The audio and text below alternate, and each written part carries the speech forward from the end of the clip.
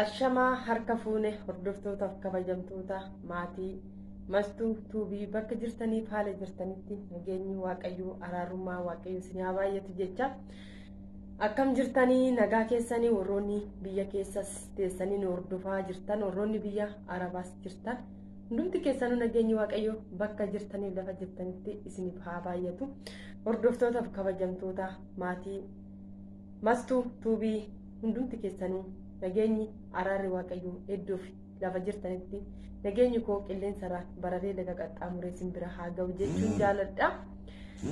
Hadda warroonni nabeettanis nabeetta warroonni nabeennes Oroon maaliif dhuftee jechuun keessan hin oolu.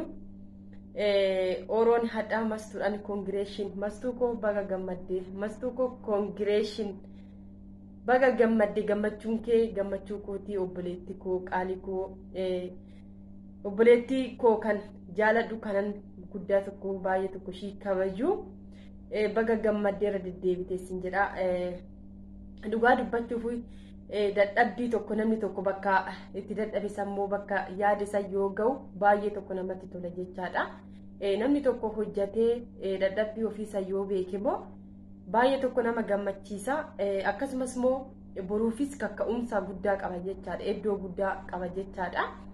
Dhugaa dubbachuuf guddaa tokkoon garaa kootiin gammadee tanan jira onnee kootiin jechaadha. Mastuu koo ammas irra deddeebi'ee jaalatamtuu qaalii namaa ammas gammachuun kee gammachuu kootii jabaadhu mastuu koo haaluma kanaanii nama bor jabaatteellee itti fuftu waaqayyo si haa taasisu.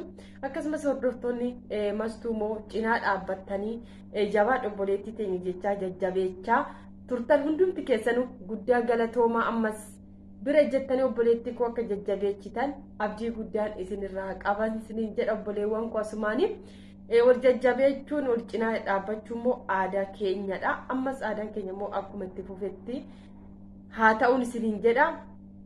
Dhugaa dubbachuuf namni tokko biyya arabaa kana keessa taa'atu anumaa mataa kootirraan kaasee ta'uun jedhu biyya arabaa taa'atu dhokachaa salacha'amne doon jenne hojii arabaas hojjechaa godoo isaanii keessa teenyetoo dhossaadhaan hojjechaa turree moo biyya keenyatti yoo gallee ofiifannee of salacha'amnee gatuu osoo hin taane namni tokko kan dhufu san osoo hin laalle kan darbe san yaadachuu qaba namni tokko jechuu kan ufafuu san borumaalan ta'a akkasin ta'a jedhanii yaaduu